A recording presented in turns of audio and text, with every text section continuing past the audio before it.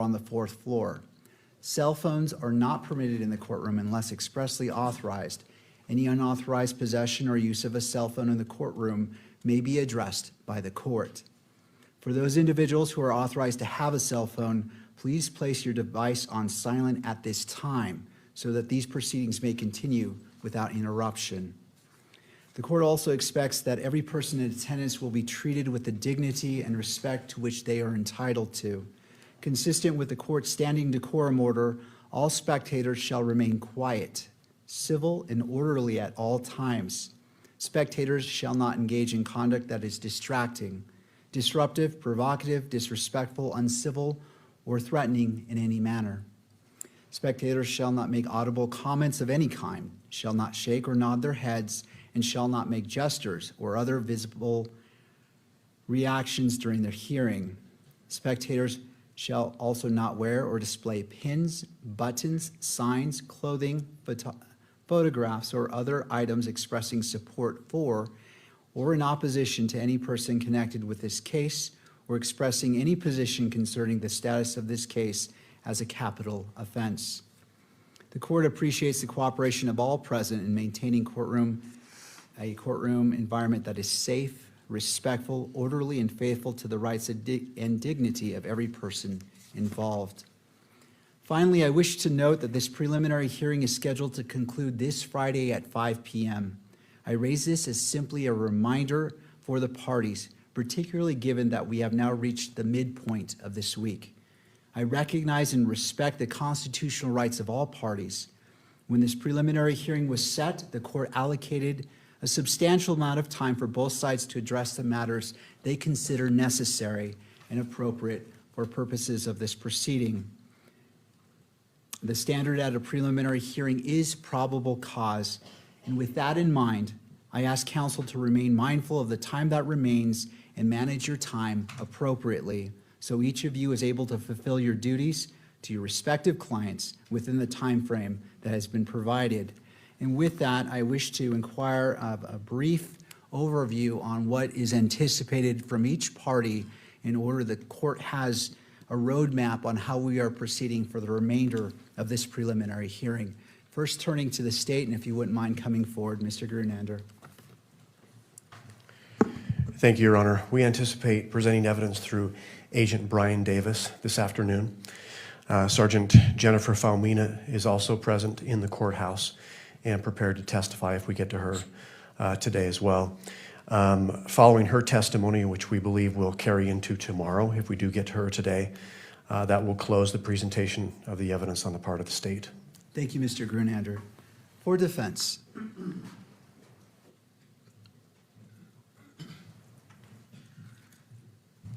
Good afternoon, Your Honor. Good afternoon. Michael Berg for Mr. Robinson. Judge, we have two remaining witnesses, Miss Oliver from the ATF and Miss Carner, also from the ATF.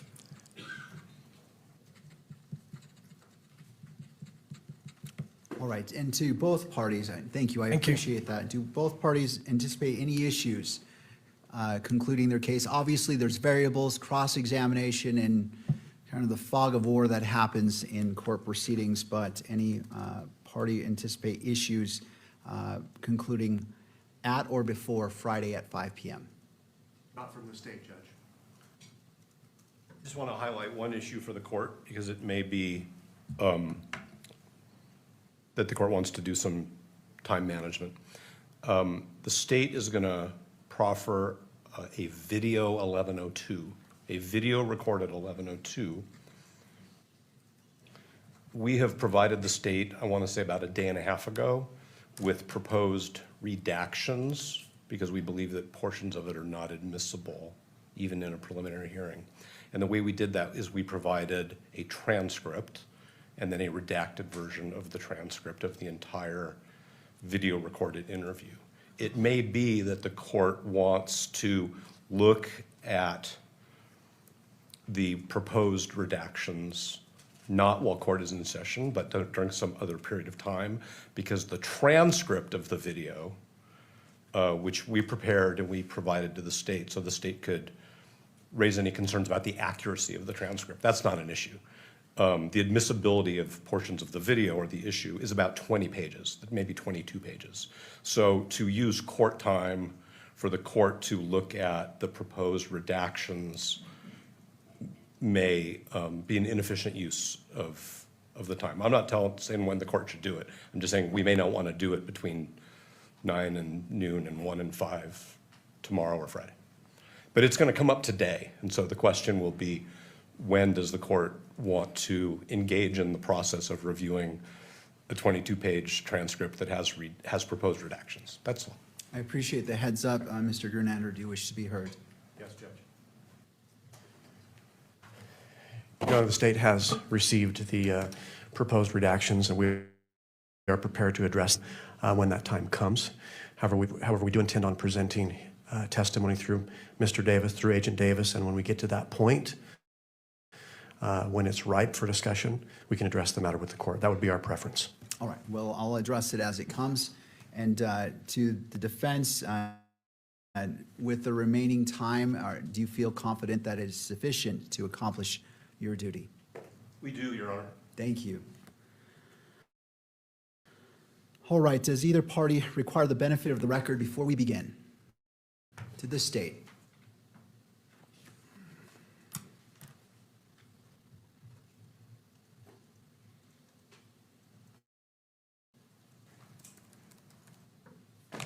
Ryan McBride for the state, Your Honor. Just to address an issue that's come up and we expect to come up as we enter the second half of this preliminary hearing regarding the admission of exhibits. Under rule, the court must decide preliminary questions about whether the witness's quality privilege exists or evidence is admissible. In so deciding, the court is not bound to the rules of evidence except those on privilege. And I'm bringing this up again because it's likely to come up and it is going to affect the procedures we use as we go forward. The court holds two roles really at this stage. One is a gatekeeper role on admissibility, and the second is the fact finder role as the magistrate. And I know you've referred to those two roles earlier in this proceeding. And the court, Rule 104A means the court can consider evidence even though its admissibility has not yet been determined in its gatekeeper role. And then, after it has been admitted, it can determine the admissible qualities of that evidence or that exhibit. And that is especially relevant at a preliminary hearing where foundational evidence is reliable hearsay under 1102B3. Even at trial, State v. Griffin, which is a 2016 UT 33 Utah Supreme Court case, the court has held that rules of evidence do not apply to evidence used to establish foundation for admission of other evidence. It's a quote from paragraph 33.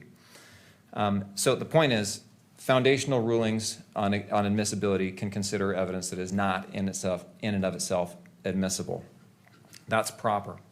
The second point is the courts of appeals recognize a presumption that the court considers, when acting in its fact-finding role, only the admissible evidence and disregards any inadmissible evidence. Most commonly, that comes up in a bench trial type case where prior bad acts evidence is admitted and it can have dual inferences. State v. Adams was one of those cases. That's 2011 UT App 163. And what it means is we know that a fact finder is not tainted by the judge's role as a gatekeeper, even though the judge as a gatekeeper considers potentially inadmissible evidence. It also means that the court doesn't have to distinguish which hat it's wearing as we go through the proceeding. In this circumstance, this hearing is taking place outside the presence of the jury. The state has laid and intends to lay and continue to lay foundation in open court. Such foundation sometimes will include discussion of the actual exhibits rather than just proffers, as well as foundation for the exhibits. Now, I don't think that there's any issue between us and the defense in understanding that kind of statement of the law. I think the issue that has come up is under Rule 104B, determinations of admissibility take place outside the presence of the jury. The defense appears to be assuming the jury to be basically the potential jury pool and trying to avoid the potential taint to a jury pool that discussion of evidence, which may or may not be admissible, may cause. I think that's a fair point. I just want to put the court on notice of our view and how we have and intend to proceed as we move forward. Under 104B, that determination takes place outside of the presence of the jury. Under the rules, there's a presumption that these hearings and this hearing is open to the public, including admissibility hearings. Because of that, we intend to move forward and move the admission of evidence and argue the admission of evidence as in open court. Should the court close the hearing, of course, that would change. But that's because that's the presumption in the law, and that's conforms with 104B. That's our intention, unless the court or counsel moves to close the hearing.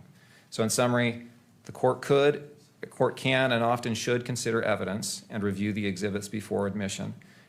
2, the court is not tainted by doing so and can distinguish between admissible evidence and improper evidence. And there's no need for the court to identify which hat it's wearing. And 3, absent closure, we'll move forward with our evidence in open court. All right. Well, I'll hear from defense if you want to be heard on that issue. I see you. Okay. Briefly, Your Honor, I'm sorry I have 2 microphones. I'm just trying to be technologically savvy. I think the 104 issue, I agree completely with Mr. McBride on what he's saying. Because of the Supreme Court's ruling in Archuleta concerning the availability to the public of exhibits from a preliminary hearing, which of course is a fact-specific inquiry by this court, we will continue to raise concerns about our client's right to a fair trial when we think it's appropriate, and the court will make the rulings it makes. That's all I want to say. All right. All right, to both parties, the standing request remains when you are moving a piece of evidence into to the record, I ask 3 steps. Admissibility, to admit it, to be published in the courtroom, and then to be published on that screen. And I'm going to have the screen adjusted slightly because if it's published, I want it to be meaningfully able to be viewed. And I noticed somebody sent me a screenshot that angle creates an interesting angle that kind of distorts it. So in the interest of, if we're going to be transparent, it should be viewable transparent. So we'll adjust that screen briefly, but please address those 3 issues. And I understand one side or the other might say, well, we agree or we don't agree, period. But please, I'm trying to make sure that the record before us is a clean and clear record. So if you would do that, the court would appreciate that. All right, anything further? No, Your Honor. All right. The court acknowledges that the exclusionary rule is in effect. At this time, any witness who is subject to exclusion should be excused from the courtroom. I will leave it to the parties to monitor the courtroom to ensure that compliance is adhered to. With that, turning to the state, you may call your next witness. Yes, I mean, I want the press to be able to see it too, but when there is a bit of a distortion when it's at that particular angle. So while the parties are moving forward, go ahead and adjust it, and let's put a sample image of something that has nothing to do with this case on the screen. Judge, that's another issue. I don't know that it is projecting yet. And I don't know if we need to take a break to make sure that's working. Is it not projecting on the monitors? Okay. Technology is challenging us again.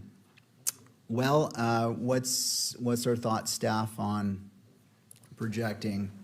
Is this something that's not going to be cured by turning off and turning on, I'm assuming? I just need some other tables besides 3, so we can try. All right, all of you, council table, again, I'm trying to do this to get this out of the way so we can move forward cleanly. If you wouldn't mind turning off your monitor and then turning it back on, and if I could borrow somebody to do that to the witness monitor as well, so we all get them in sync. Thank you, sir. I appreciate that. And for the lectrum as well, let's just see if we can get that up, because that could cause a delay. I just want to knock this out first. Yes.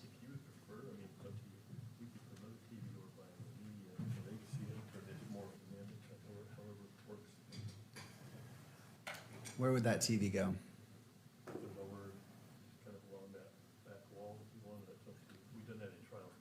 If that doesn't address any security issues, let's do that. I just want to make it easy. That way that TV can be more flat and it's not a distorted view, and then the media can look at that TV. Again, transparency needs to be viewable, not just there in concept. All right, yeah, let's go ahead and do that. How are the monitors looking? Nothing? All right. I need them to actually plug in their HDMI. so I we can see. test. Could I have someone with your laptop plug in so we can test, so we can check if it's receiving the data or the information from your laptop to allow us to project? That may be the issue. Mr. Ellis is plugged in. All right. Let's take a look here.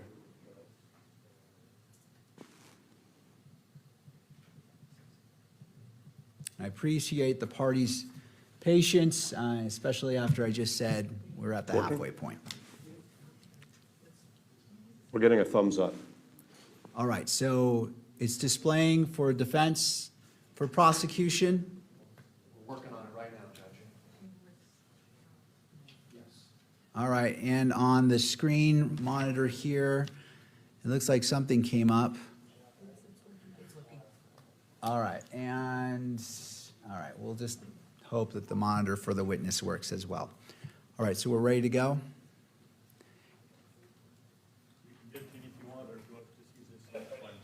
Just bring it in and go ahead and we'll get started, and how much time is needed for that? Well, let's go ahead and proceed, and then when we take a break, then we can do that. But for now, the media, if you can see that TV, if you have any problems, please let me know. And we're gonna bring in that second TV. We just wanna get the train on the track here. All right, Ms. Hunt. The state calls Agent Brian Davis. Agent Davis, if you would like to come forward and be sworn in. You do solemnly swear that the testimony you shall give in the case now pending before the court will be the truth, the whole truth, and nothing but the truth, so help you God. All right, Agent, if you wouldn't mind having a seat. To your left is a water bottle. And after you're seated, you'll have to adjust that microphone, pull it down, and then pull it toward you to ensure that it is picking up your voice and we have a good record. All right, Ms. Hunt, your witness. If you could please state your name and spell your last for the record. Yeah, it's Brian Davis, Davis. What is your occupation? I'm an agent with the Utah State Bureau of Investigation. How long have you been with, is it fair to call that SBI? Correct, yes. How long have you been with the SBI? A total 18 years. I want to briefly go over your experience as a law enforcement officer generally. Actually, are you a law enforcement officer in that capacity? Yes, correct. How long have you been a law enforcement officer? Total of 27 years. You mentioned you were with SBI for 18, is that right? Correct, yep. What other agencies were you with prior to SBI? So Department of Public Safety, I've been a state trooper for 8 years, 18 years with SBI, and 1 year with Utah Transit Authority Police. We've heard talk from other officers about POST. What is POST? That's Peace Officer Standards and Training. Did you complete that? I did, What year did you complete that? 1999.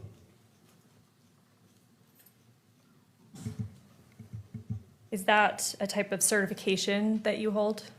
Yeah, it's a statewide certification that any peace officer in the state of Utah, local, state, county, all go through to become a certified peace or police officer. Has that certification lapsed or been any gaps in that time since you received it in 1999? Nope, it's been constant since then. I want to talk about a bit about your training and experience within law enforcement. What roles have you had at SBI? I began as a call enforcement team. We did covert and overt operations. I was assigned to an ATF, the PSN task force, focusing on violent felons with guns and drugs. I was on a FBI task force, Safe Streets. It was a gang violent crime task force. I was on the U.S. Marshals Fugitive Apprehension Team task force. I've been on several different OICI protocol teams, Officer Involved Critical Incident teams around the state of Utah and within SBI. I've been on dozens of those scenes. And within major crimes of SBI, I've been, we've worked a variety of cases. I work anything from violent crime, homicides, sex crimes, drug crimes, firearm crimes, white-collar crime, fraud. I was also on a task force with a FBI Public Corruptions Task Force as well. Was that all on-the-job training, or did you receive specific training or conferences, things like that? Yeah, throughout the years, various trainings, conferences in all those capacities over the years. You mentioned you've been a part of homicide investigations. Yes. Can you estimate how many? My best guess would be 60 plus, where I've had some involvement. I also currently work on a cold case unit within SBI, so we consult with agencies around the state of Utah, and I've probably consulted on over 50 of those as well in various capacities and roles. Have you received training specific to homicide investigations? Yes, I have. What types of things have you been trained on in that regard? Just several different times, week-long course training conferences on homicide, from case studies to how to manage a case. Also, I've been on several trainings with like crime scene investigation. I'm a Faro certified. It's a 3D Faro scan of crime scenes. What's a Faro scan? It's a 3D laser imaging that's used pretty commonly on crime scenes. It just accurately documents crime scenes. And I've been on, I'm I've been certified as a forensic interview in the forensic interview technique with more child victims. So just various trainings like that. You mentioned currently you're a part of the cold case team within SBI. Correct. Have you been assigned as part of the investigation into the homicide of Charlie Kirk? Yes. And what is your role? Do you have a specific role in that investigation? Yes, I was assigned to be a case agent along with Agent Dave Hull. What does it mean to be a case agent? Essentially, you manage the case, responsible for it. Ultimately, you direct the case as you go along. You make assignments as needed. Ultimately, everything comes back to you, like in the form of reports, evidence, and such.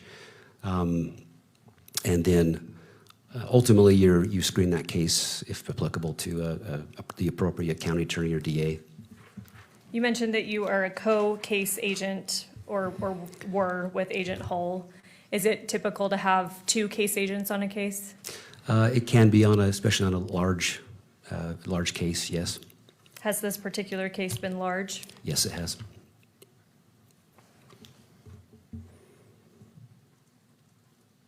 Have other police agencies been involved in the investigation of this case?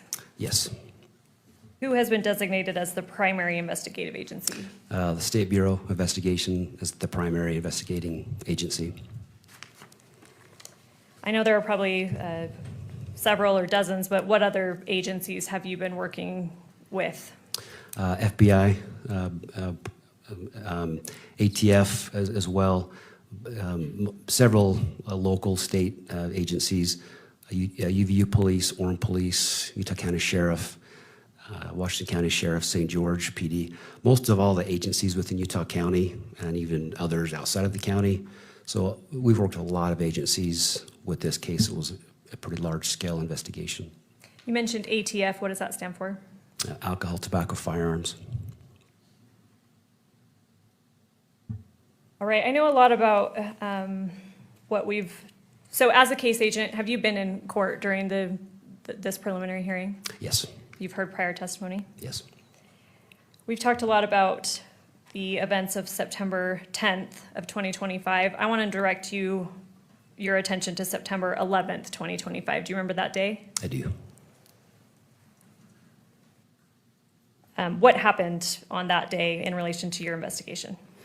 I spent the day at the at the command post with various assignments.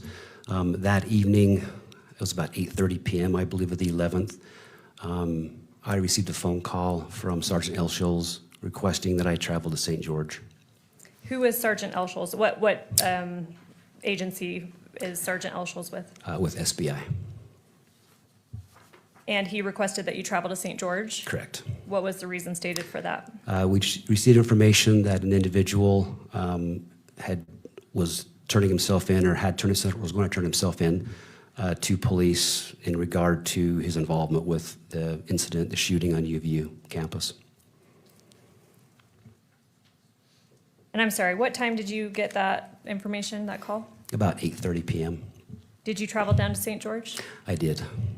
On what day? Of September 11th. Did anyone else go with you? Yes, so we traveled to the Salt Lake City airport to a hangar there, and we were flown down on a fixed-wing aircraft. It was Sergeant L. Scholes, was Agent Folger with FBI, Agent Anderson with FBI, Ryan McBride and myself, and the two pilots. And who is Ryan McBride? With the Utah County Attorney's Office. What time did you arrive in St. George? We landed probably about 11:30 p.m. at the St. George Airport. And again, this would be the evening of September 11th, 2025? That's correct. Where did you go once you landed in St. George? There we were transported via ground to the Washington County Sheriff's Department. Did you coordinate at that time with any other law enforcement agencies down in southern Utah? Oh, we did. You did? We did, yeah. What other agencies? Well, with FBI, as we were traveling, and then along with mainly the Washington County Sheriff's Department, we also have agents with an SBI assigned to the southern Utah area. So working with them as well, just making plans and coordinating resources and manpower and personnel. And you stated you went to the Washington County Sheriff's Office. Yes. What time did you arrive there? Probably somewhere close to midnight, maybe just a little bit before midnight of the 11th. What happened next? So we met several other investigators, agents, and detectives there, along with some other prosecutors. There were some federal prosecutors as well that were present. And from there, we began kind of making plans, determining how to handle the situation there. You mentioned the reason you went down there was you had been told that an individual wanted to turn themselves in. That's correct. Did you observe that individual? I did. And where was that person at the time? So when we arrived, we went into the room that we were in. It was one of their office, the cubicles there. On the wall, there was a television monitor where I viewed an individual on that screen that was sitting in one of the soft interview rooms. That room was equipped with audio-video recording device, and so I observed him on that screen at that time. Were you aware, or did you become aware what time that individual arrived at Washington County Sheriff's Office? I was told he arrived there about 9 p.m. that evening. And was he with anybody else? He'd come there with his parents and a family friend. Did you speak with this individual that we've been talking about? Yes, I did. Did you get his name? Yes, we obtained his name and date of birth. What was his name? Tyler Robinson. Did he tell you that himself? He did. You mentioned other individuals came there with him. And then you also said that you had kind of coordinated with the team of law enforcement officers that were there. Were those other individuals spoken with by law enforcement? They were. Let's go through them. How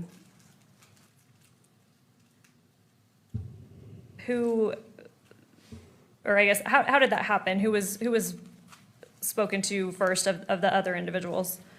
So Tyler's mother was interviewed by SBI agent Holgreen and FBI agent Cox. And then kind of simultaneously, his father was being interviewed by SBI agent Terry and FBI agent Smith. And also, at that time, the family friend Mike Mitchell was interviewed by other agents as well. And you said that these interviews were being conducted simultaneously? Yes. Were you part of the interview with either of Tyler's parents? Yes. Yes, myself and Agent Folger. Did I misspeak earlier? Myself and Agent Folger interviewed the mother. All right, let's make sure the record's clear on that. So Agent Folger, what agency is he with? With FBI. And yourself interviewed Tyler's mother. Yes, that's correct. I just want to make sure the record's clear. Who interviewed Tyler's father? Yeah, I think I might have misspoke. It was Agent Holgreen, Agent Cox that met with his father. And then who spoke with family friend Mike Mitchell? Agent Terry, Agent Smith. Down in St. George, Washington County Sheriff's Office, was Mr. Robinson detained at that time? Yes, he was. Was he formally arrested at that time? Yeah, after all the interviews were completed, when we talked to everybody, he was formally arrested at that time. And I'm going to come back to that in a second. Excuse me, where did the arrest take place? At the Washington County Sheriff's Office.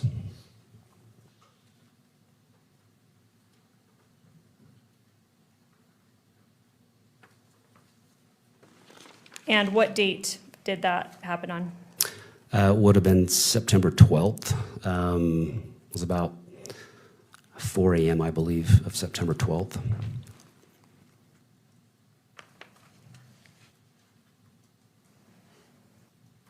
All right, I want to show just on your screen, not for public yet, what's been marked for identification as State's Exhibit 15. Let me know when you're able to see that.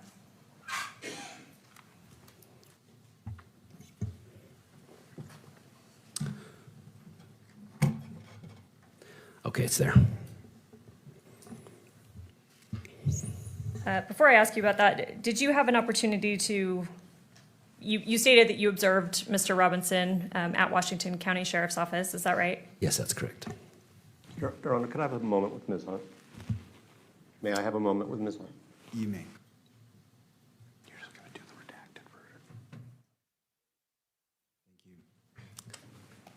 And that may happen a couple more times as we go through exhibits I because of agreements and disagreements that we have. All right. Thank you for the heads up.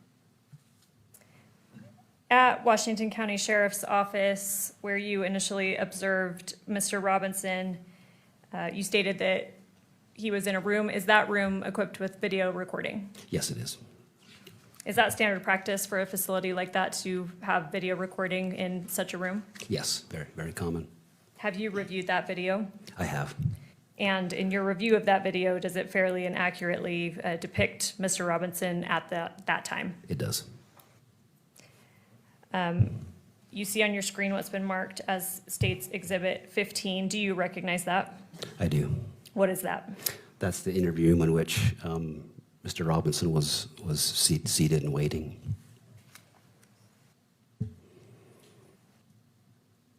State moves to admit Exhibit 15.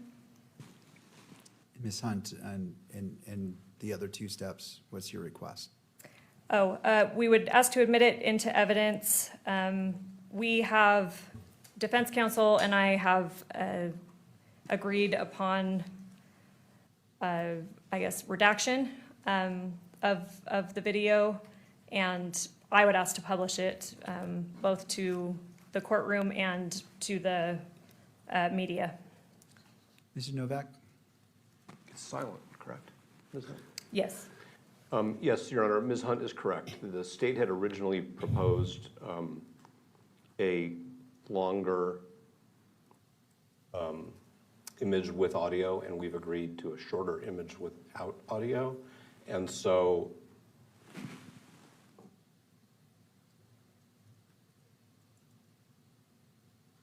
That's correct. Yeah. So we're fine with all three steps as to this exhibit. All right. Does the state wish to review this to make sure that what's queued up comports with what you believe? If not, we can move forward. I just want to allow all parties the opportunity to double check. Let me just confer with my paralegal.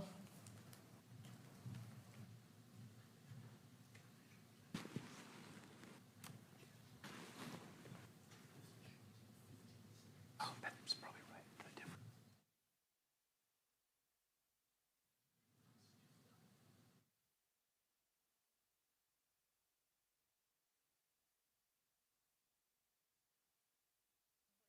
It's, has no audio, so we would like to admit and publish it at this time. All right, State's Exhibit 15 is admitted pursuant to discussion and may be published in the courtroom and may be recorded or transmitted electronically, just, And Your Honor, of course, this is subject to all of the objections which have been previously reserved in writing and reiterated over the last couple of days. I assume that we don't need to start over with that today. thank you. I appreciate that. I note the standing objection by defense as previously made, and that objection is overruled, and this exhibit is admitted. And in this case, it wouldn't be the 1102 issues, it would be the electronic media coverage of the proceeding. Thank you for that clarification, Mr. Novak. I appreciate that. All right, with that, to the media, can you view that screen okay? All right. All right, State's Exhibit 15 may be played.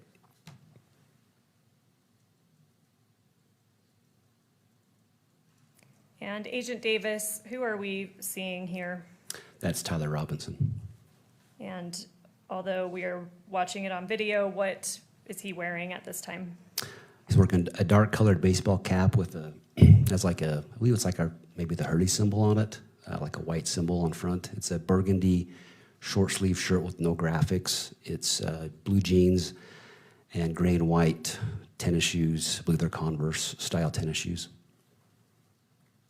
Thank you. Was Mr. Robinson, you stated that he was arrested in the early hours of September 12th, is that right? Yes, that's correct. Did he remain in Washington County Sheriff's Office, or was he taken somewhere else? No, he was transported from there to the Utah County Jail. Prior to being transported to the Utah County Jail, was any, I guess, personal property taken from him, clothing, anything like that? The only thing that was, so prior to like our arriving to the St. George, to the Washington County Sheriff's Office, his cell phone was seized and taken from his person. But that was the only thing that was taken from at that time. After he was transported to Utah County Jail, were any personal items taken from him? Yes, they were. And what were those? After a search warrant was granted, his clothing was recovered, along with buccal swabs to collect his DNA and major case prints, which is fingerprints, palm prints, pretty much the entire hand. Those are all collected from him. And sorry, you may have already stated what time, when did he arrive in Utah County? We arrived at the Utah County Jail about 7 a.m. on the 12th, September 12th, and he was formally booked in at about 8 a.m. of that morning, and then I was the booking officer. What does it mean to be the booking officer? I filled out the necessary paperwork essentially with the jail, which gives the individuals personal identification of the charges, the probable cause statement, and then it's signed and submitted to the system. All right, I want to talk a bit about search warrants, some of the search warrants that were executed in this case. As part of the investigation, were search warrants obtained specifically for areas in southern Utah? Yes, they were. And obviously do not give me exact addresses, but generally for what locations? It was the residence of Tyler Robinson and the residence of his parents. Were those warrants executed? They were. By whom? The residence of Tyler Robinson was a team led by Sergeant Famuina with SBI, along with the Utah State Crime Lab. And the residence of his parents was a team led by the FBI, their evidence response team. Are you aware of what date or dates, if applicable, those warrants were executed? Yeah, September 12th. I believe Tyler's residence, they started the search warrant about 8 o'clock in the morning, and then his parents' residence, they started about 4 p.m. Of September 12th. So to be clear, you've stated who was involved in executing those warrants. Were you physically present for the execution of either of those warrants? No, I was not. Are you aware of whether Mr. Robinson lived with anyone else at that residence at the time? Yes. Do you know who that was? Lance Twiggs.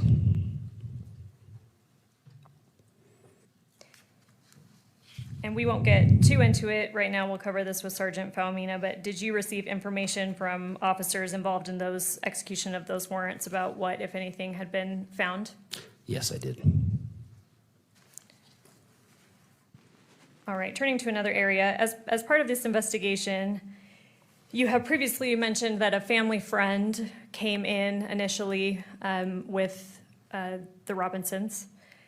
Who was that family friend? His name was Mike Mitchell. And who is he in relation to the Robinsons? So he's a family friend, a good family friend. And what was his involvement here?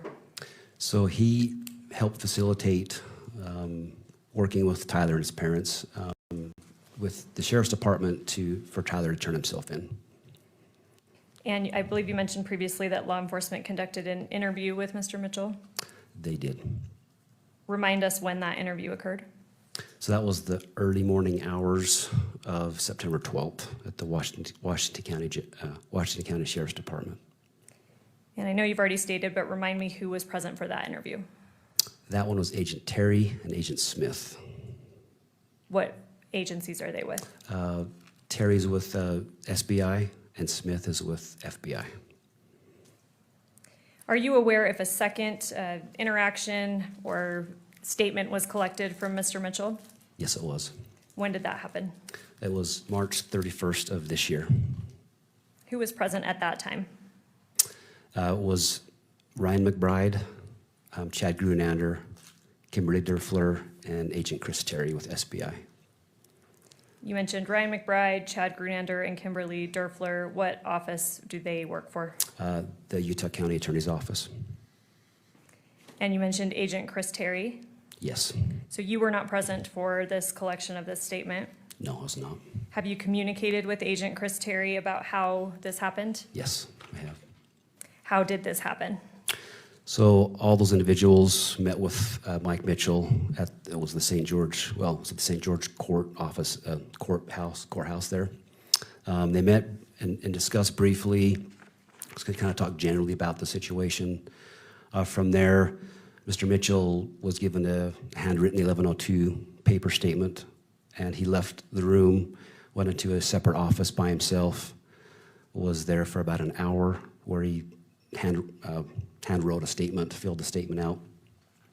When that was complete, he came back into the room where the others were waiting and provided that 1102 statement to them.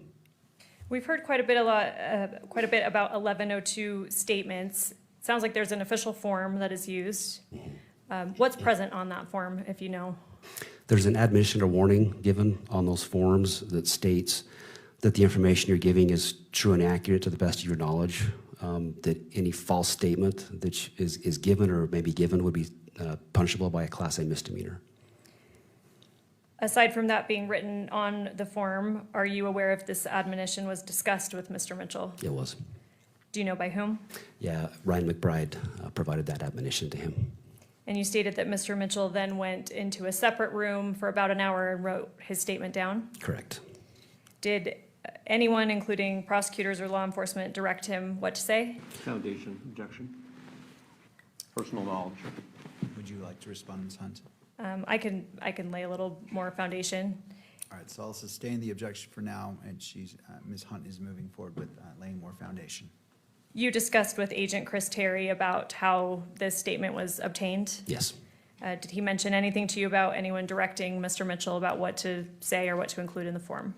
No, I spoke to him personally and reviewed his report also. I'm going to show you what's been marked for identification as State's Exhibit 14.1. Let me know when you see that on your screen. Okay, I see it. What is that? This is the written 1102 statement that was provided by Mr. Mike Mitchell. Your Honor, may I have a minute with Ms. Hunt for the same You may. purpose?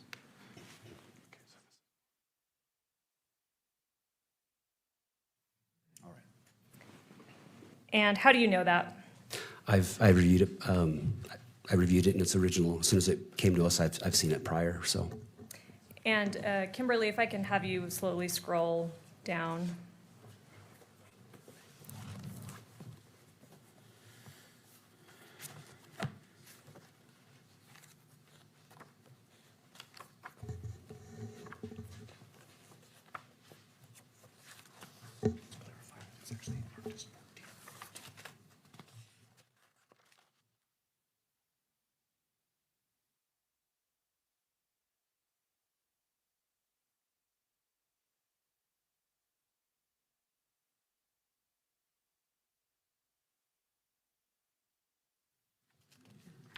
Sorry, Judge, if I can just have a moment. You may.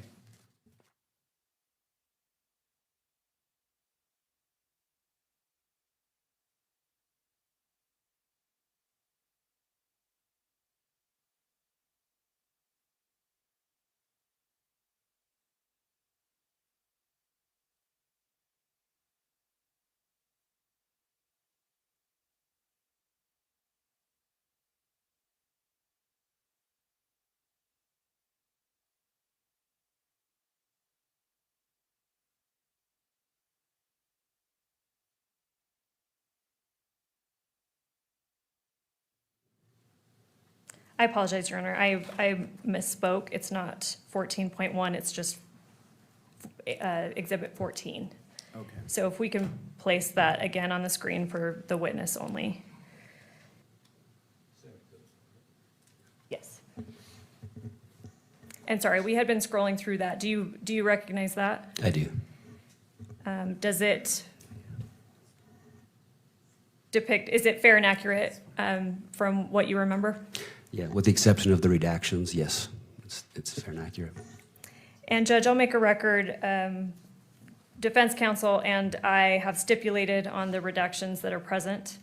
I would move for its admission, states Exhibit 14, into evidence, but we do not wish to publish it either to the courtroom gallery or the cameras.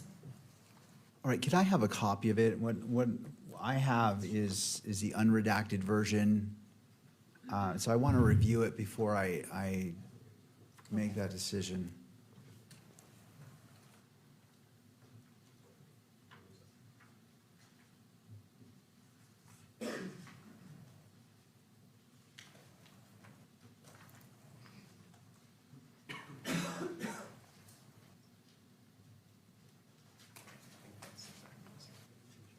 If I may approach. You may. Thank you.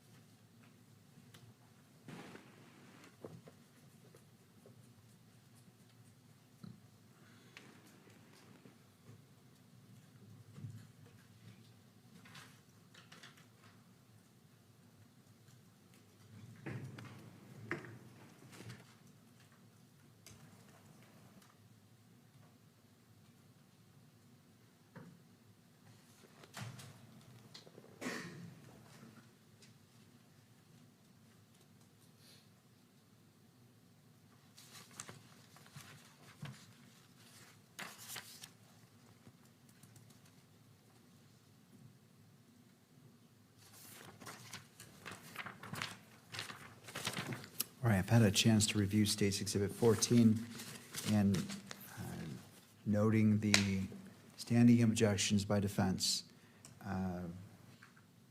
concerning 1102s. The court accepts into evidence State's Exhibit 14 and pursuant to the parties is not published. Thank you, Judge.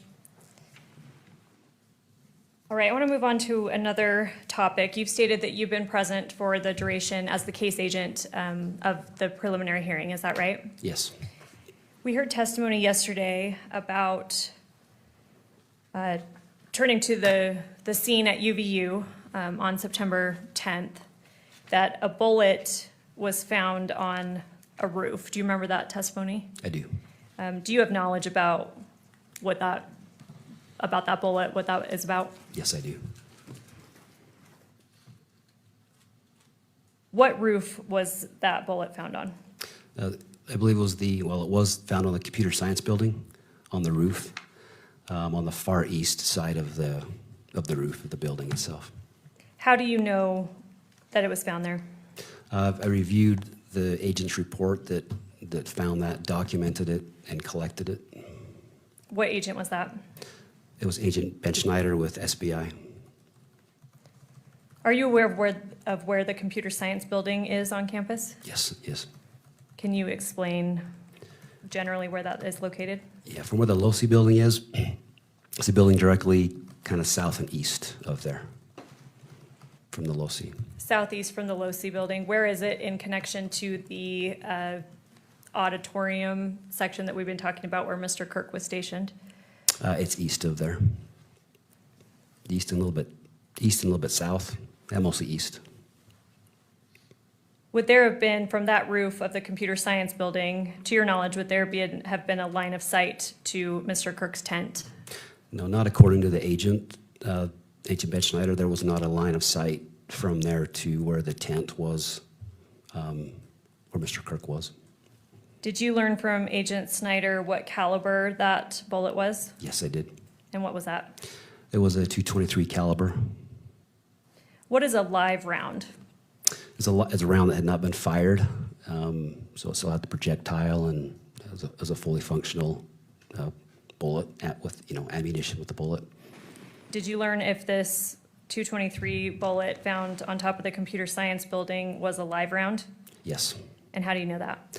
It was still intact. Still had the primer had not been it was not dented, not been fired. It still had the bullet projectile in the end, and still sealed. Did you observe this bullet personally, or is this information you're getting from Agent Snyder? From Agent Ben Schneider.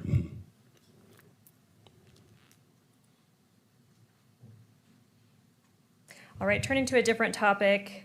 And Judge, I'm aware that there are going to be some objections about this that we'll have to address, but I just want to lay a little bit of foundation first before we get there. You've mentioned him already. Are you familiar with an individual named Lance Twiggs? Yes, I am. And who is he in regards to this investigation? He's the roommate of Tyler Robinson. Was he interviewed as part of this investigation? He was. How many times? 2 times. When was the first time?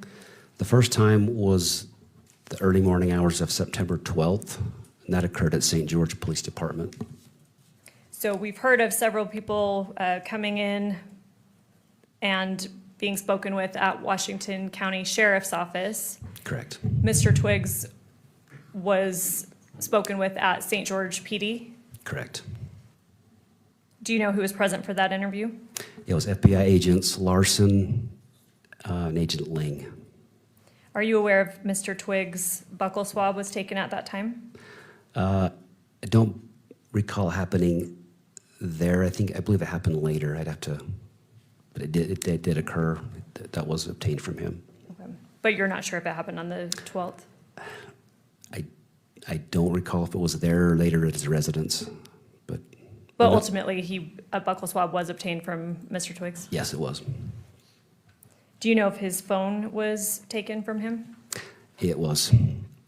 When did that happen?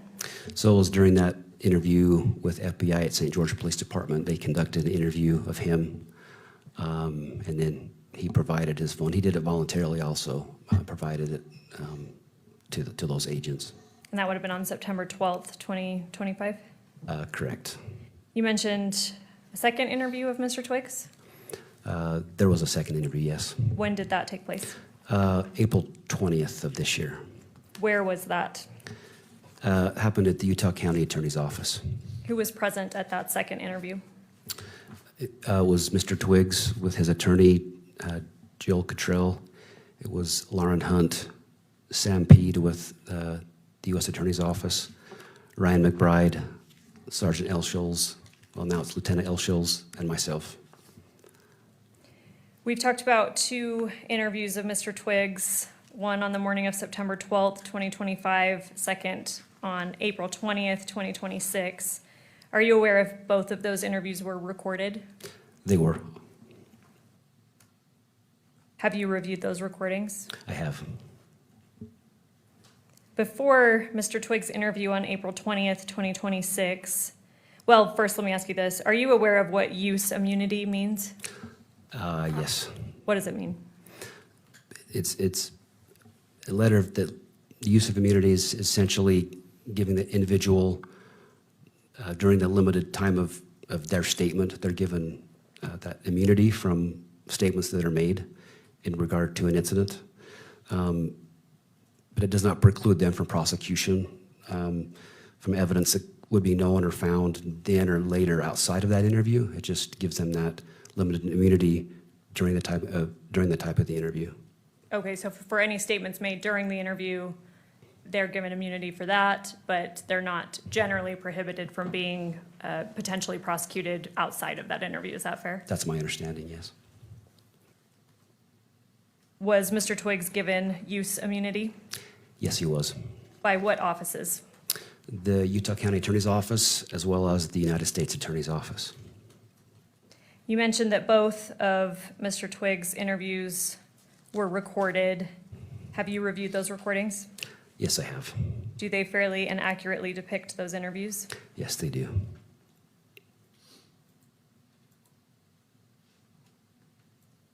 We've talked about 1102 statements. We've talked about a form, and you talked about that there's an admonition on there that warns that if false statements are given pursuant to 1102, then that person may be subject to a Class A misdemeanor. Is that fair? That's correct. Was a similar admonition given to Mr. Twiggs during his second or before his second interview on April 20th, 2026? Yes, it was. By whom? By Ryan McBride with the Utah County Attorney's Office. And again, you were present for that interview. I was. Did Mr. Twiggs say that he understood that admonition? He did, yep, yes. Was he told that the April 20th, 2026 interview was being taken in lieu of him having to come and testify at the preliminary hearing? Yes, it was. Yes, he was. All right, Judge, I'm aware that defense counsel has objections to this recorded 1102. I think now is probably a good time to address them. But I do have, I guess, I understand that they are suggesting redactions to the video. I have some procedural objections first, and if Your Honor sustains those, I think it may make the substance of the statements or the objections or the redactions that defense is proposing moot. So I'm wondering if Your Honor will entertain my responses procedurally first before we get into the substance of what defense is objecting to. Does that make sense? Yes, but if you want to move it, because right now nothing's before me. Yes. Well, what I want to move, so defense is proposed about a day and a half ago. They created a transcript. Mr. Novak has proffered this earlier to Your Honor. On April, and I'll give you a little more proffer.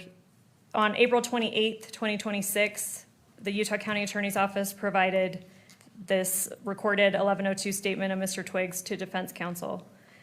They have acknowledged the receipt and mentioned the recorded statement at previous hearings. In fact, they even filed a brief that Your Honor has decided about whether 1102 can be applicable to Mr. Twiggs at this hearing, which Your Honor has ruled upon.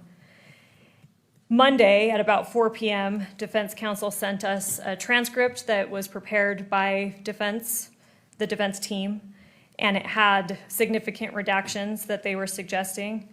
It was about a 21-page transcript, and their suggested redactions are approximately 11 pages of it. In total, redactions appear on 16 of the 21 pages. My procedural objections to this are that this is essentially by surprise. We were already a day into the preliminary hearing. Defense counsel had been aware since at least April 28th, 2026, when the recorded 1102 of Mr. Twiggs was provided to them, that is how we intended to proceed. And like I said, they had already briefed the 1102 issue as it relates to Mr. Twiggs. At that time, they did not raise any objections to the substance of it or propose any redactions that they wished. And yeah, frankly, it's by surprise, and it's at this point disrupting the hearing. It's not, I did mention that defense prepared a transcript of this recorded interview, how the state intended to present it and how we have given it in discovery to defense is it's a video, audio and visual.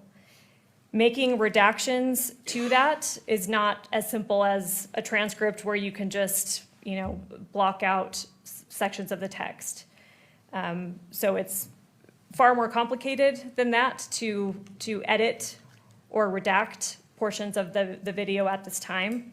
So we would object procedurally, basically on the timeliness of it, that they had an opportunity to make these objections if they had them at the time when the 1102 issue in regards to Lance Twiggs was briefed and decided by Your Honor. They did not do that or raise the issue at this time. And so we would object just procedurally on those grounds. Additionally, the remedy requested, which I'm assuming is that we make redactions to the video or present it as a transcript rather than a video, is disproportionate. Even assuming if there are isolated statements that the court would not ultimately consider, again, as Mr. McBride pointed out and as Your Honor has stated throughout this hearing, this is a preliminary hearing to the court. It's not to the jury. The court is fully capable of disregarding any statement it determines exceeds the proper scope. As Mr. McBride cited this morning, several cases give Your Honor that authority and presumption that judges are able to basically make the difference between what's admissible evidence and disregard what may not be at a preliminary hearing or even at a bench trial. State v. Adams is one of those cases. If Your Honor wants the citation, again, I'm happy to give it.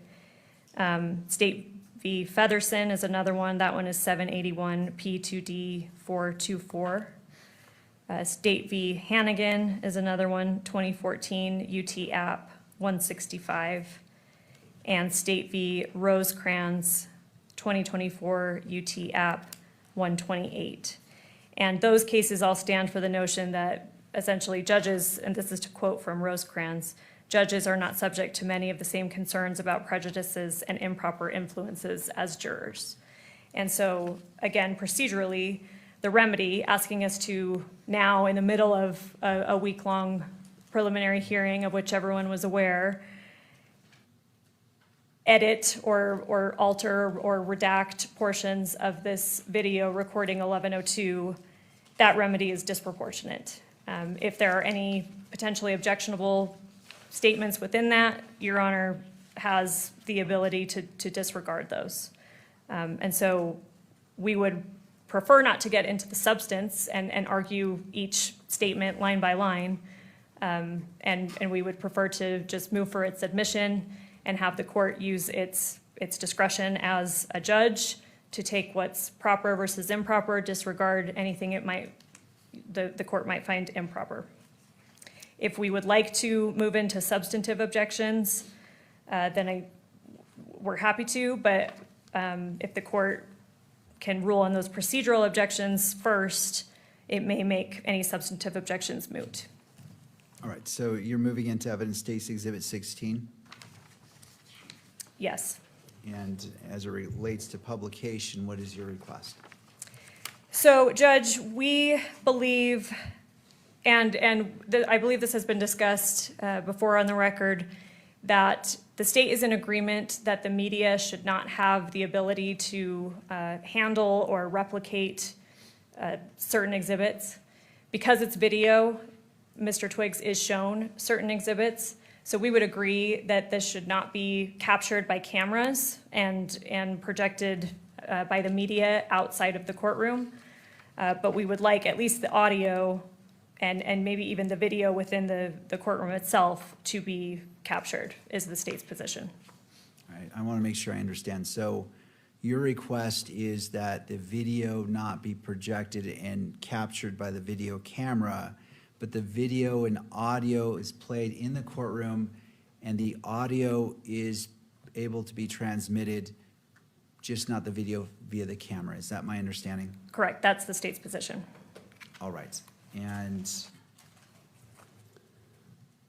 in regards to this exhibit, is in the, as states exhibit 16, is there any portion of that recorded statement that occurred before the,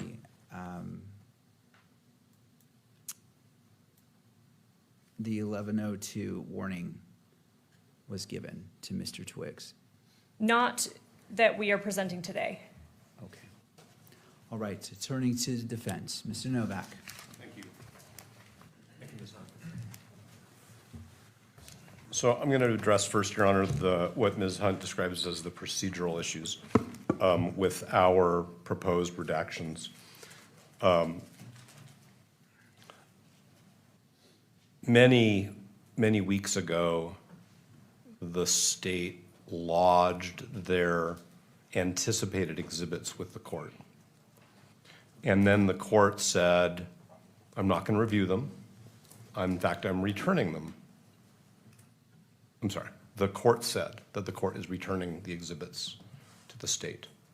So there is no moment to make objections to an exhibit which the court is not inclined to entertain until the moment, as the court has said many times, until the exhibit is presented.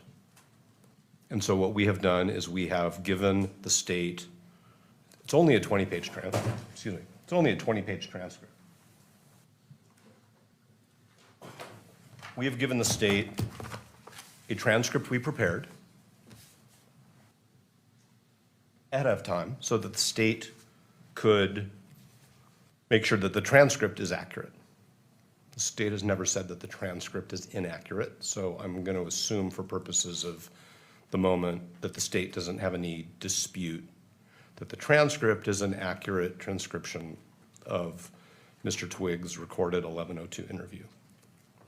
There's no surprise here.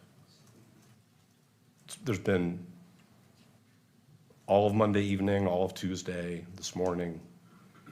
In fact, the state informed me yesterday morning that they don't agree to the redactions. So there's no surprise here. And we're actually doing exactly what the court signaled should be done, which is at the time an exhibit is proffered, objections shall be made.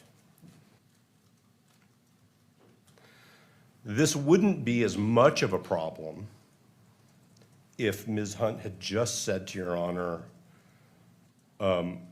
following Archuleta, and in light of the electronic coverage of this proceeding, and in light of Mr. Robinson's right to a fair trial, the court will consider those portions of the exhibit which are admissible, and the court will not consider those portions which it determines are not admissible, but it will not be broadcast either audio or video. So that becomes a problem because the categories of objections that we have to this video recording.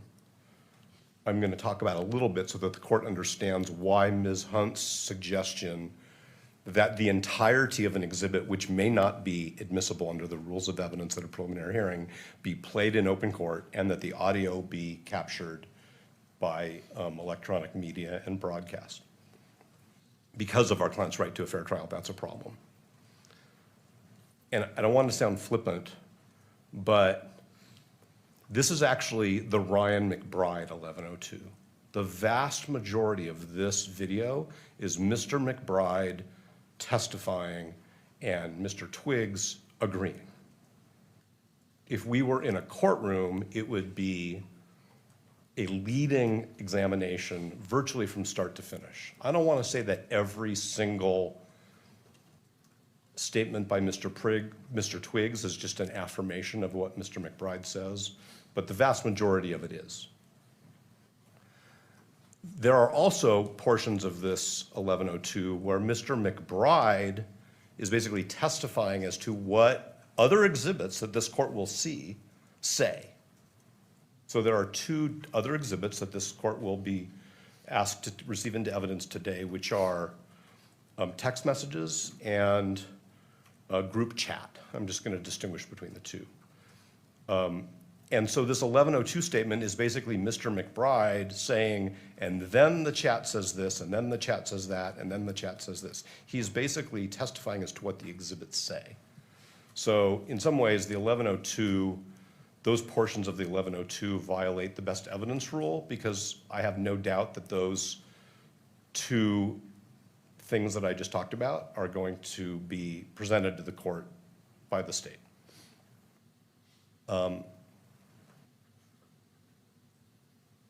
There are also portions of this 1102 which are not relevant and really implicate Mr. Twiggs' privacy rights. And I am not Mr. Twiggs' counsel. As Ms. Hunt said, he has counsel.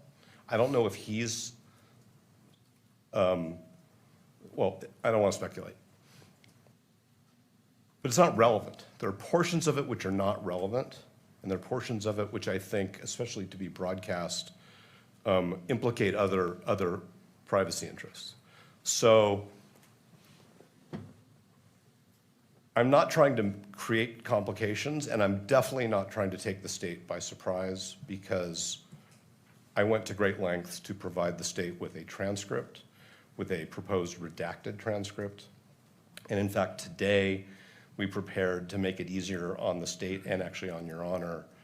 Instead of having redactions with big black sections, we highlighted them instead. So if the court wants to look at our proposed redactions, the court can do that without having to compare 2 documents.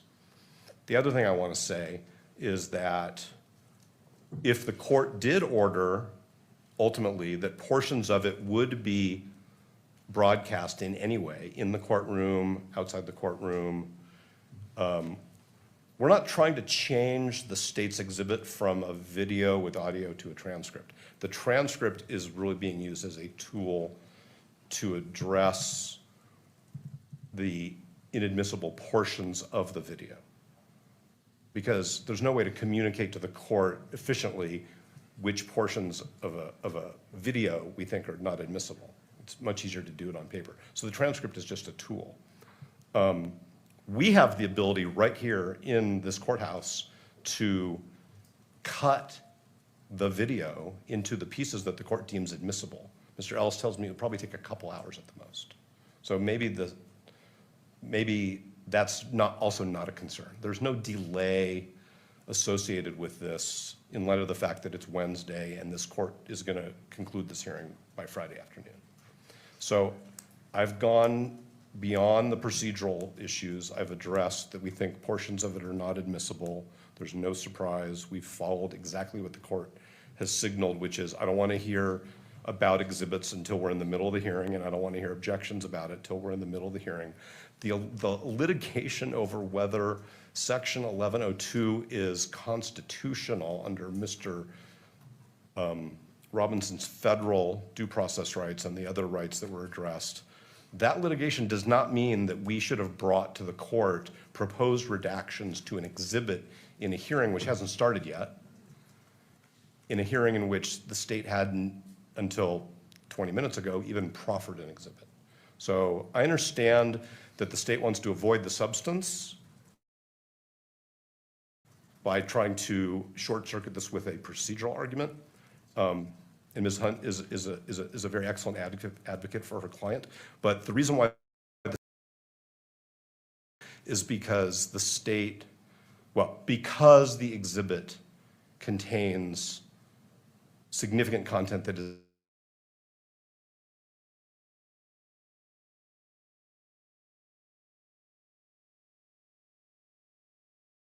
not admissible, even to this exhibit.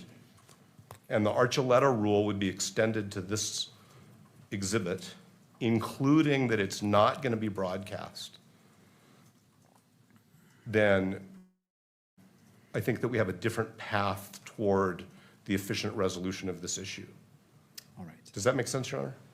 I believe I understand what you're saying. So let me respond to you before I go to Ms. Hunt. So going to your first point in regards to what this court's position in not looking at the exhibits, that doesn't preclude any party from filing a motion in limine, which is anticipated or anything is moved into evidence. Typically, motions in limine are used by either side on anticipated exhibits or that may come into court, and that allows pre-litigation. So I want to clarify that the court statement, like, I'm not looking at the exhibits, is far different than what the parties choose to do and file in regards to a motion in limine. But going to I really want to go to what you've talked about. What specific objections are you making? I want to make sure the request is clear so I can rule specifically on that. What exactly, I think I understand some of them, but I wish for you to articulate what are your objections to State's Exhibit 16? Significant. We could do it line by line or page by page. I know we have had hearings in this matter where the court has wanted to look at transcripts line by line, word by word. We're prepared to do that. But I'm going to give the court categories. Thank you. Without referring to specific portions. There are many portions of it which are not the statement of Mr. Twiggs. They're Mr. McBride testifying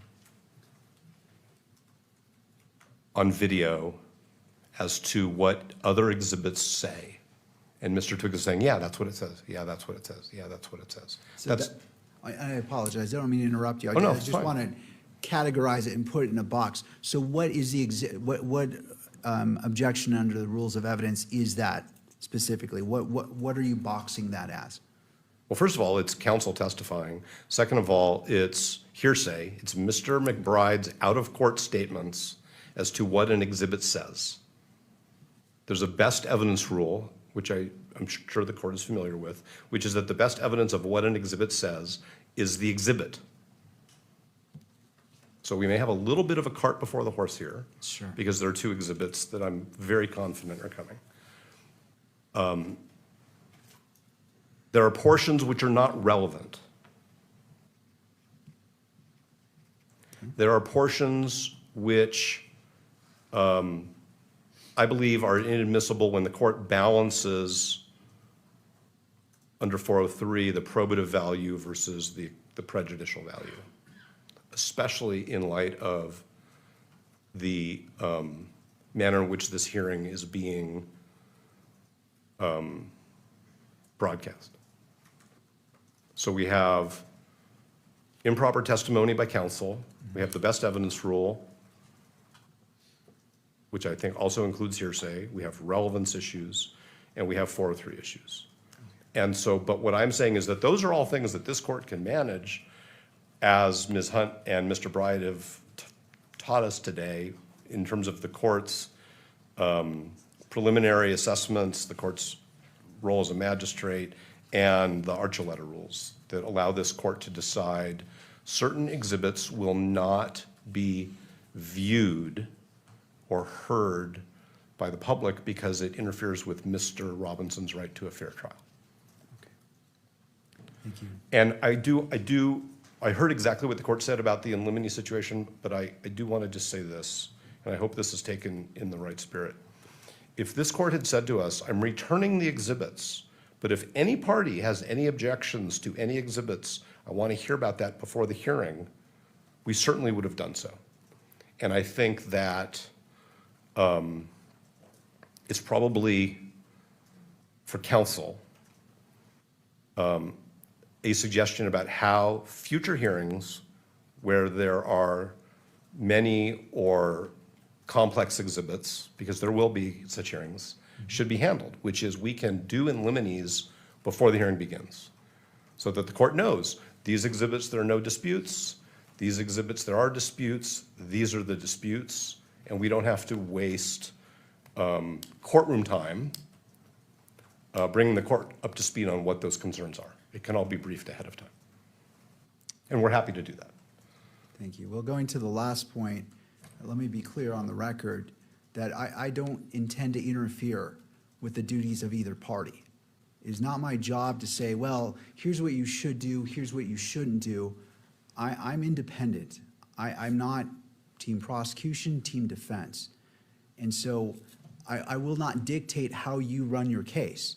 Obviously, if it goes against certain rules, constitutional rights, statutes, case law, I will weigh in, but I never want to put my finger on and say, well, Mr. Novak, here's what I think you should do, or to the state, Mr. McBride, here's what I think you should do. That goes outside my role, and I will not deviate from my role, which is not to interfere with the business of counsel.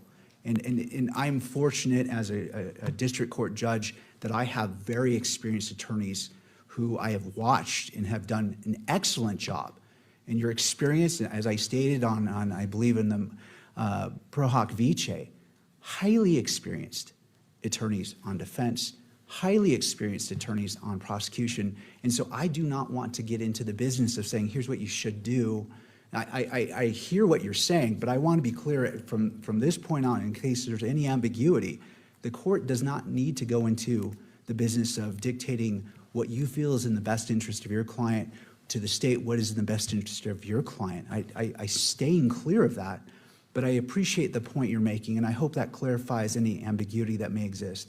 There was no ambiguity. I don't think that what I was conceptualizing puts the court's finger on anybody's scales. I think it's really about case management. And now I think we're moving pretty far away from the admissibility of this 1102 statement, and we could have a conversation later if the court wants to, it's up to the court, about case management issues. But as I said before, if I say anything else, I'm going to be repeating myself. So I'm just going to stop. All right, thank you, Mr. Novak. Appreciate your thoughts. Ms. Hunt.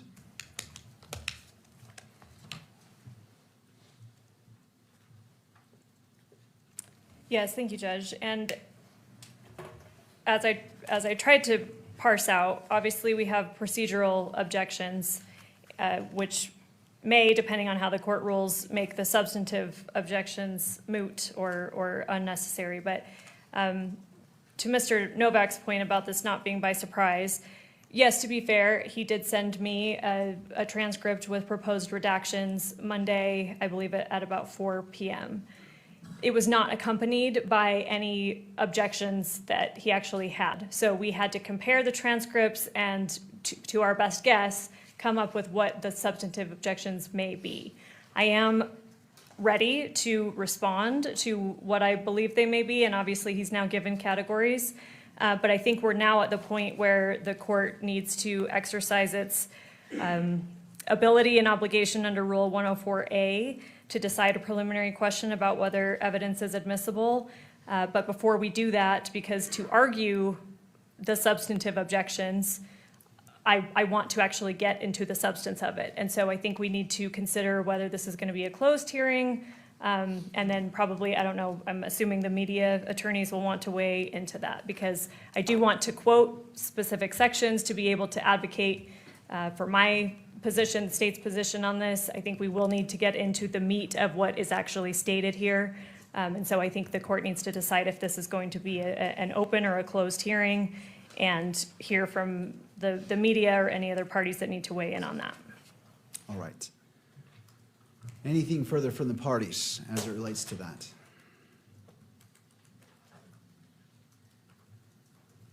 Only that Ms. Hunt invited the media to comment on what the court is going to do. And as Your Honor knows from conducting jury trials and other types of proceedings, sidebars are not for the public. They're not for the public in real time, and they're not for the public subsequently. It is very standard that sidebar proceedings where information is only to be exchanged between counsel for the parties and the court are conducted at sidebar so that witnesses, jurors, members of the public don't hear about those things. And so we are assuming that if the court wants to do this in what we would call sidebar or in a closed hearing, that the transcript of that is going to remain at least temporarily sealed until these proceedings conclude or the court conducts some closure analysis on a topic by topic basis. So that's what sidebars are about, whether it's done in a closed hearing or in an open hearing through whisper. The public, potential witnesses, jurors, potential jurors don't get to hear what the court decides needs to be addressed in a manner which protects the parties' rights. All right.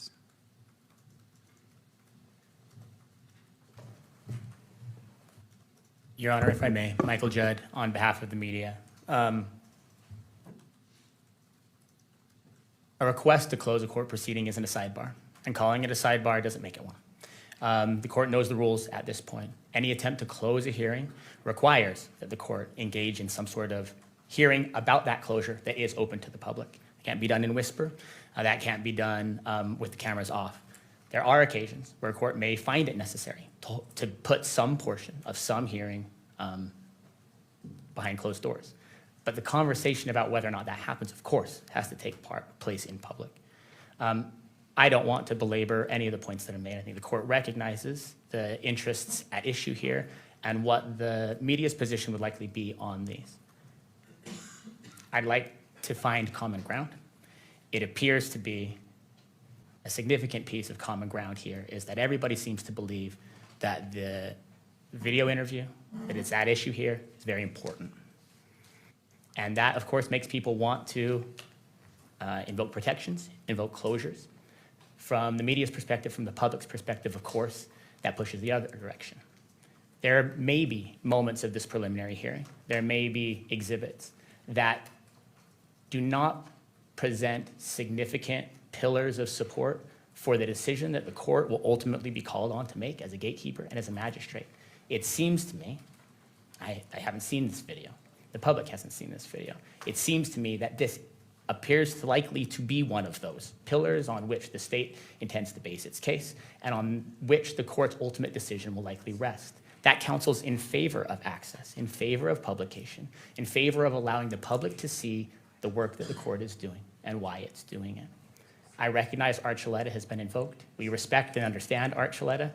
Respectfully, Archuleta, at least part of its reasoning is based on something very different than putting something on a screen. In Archuleta, there was a request to say, hey, is there a murder weapon?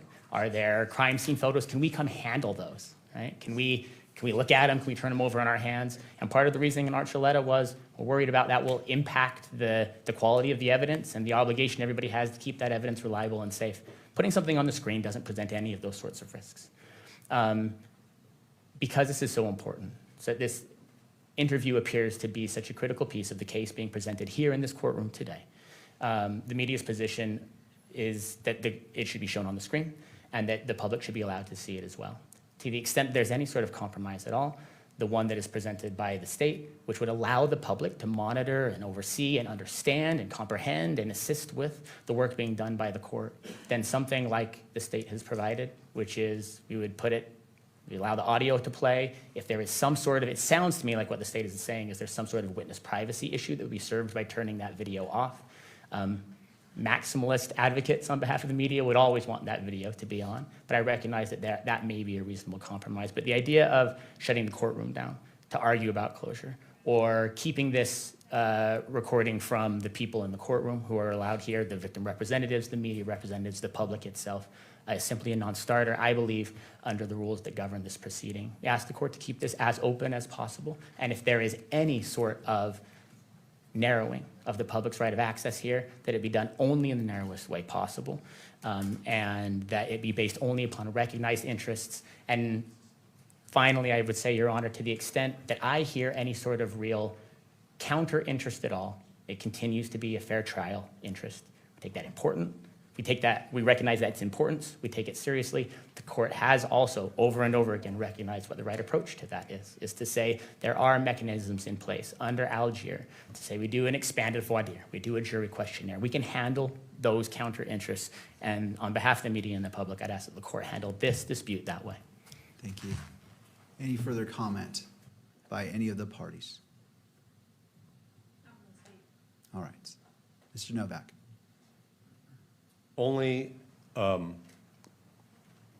I want to make an additional assertion about why the court should handle this exhibit pursuant to Archuleta.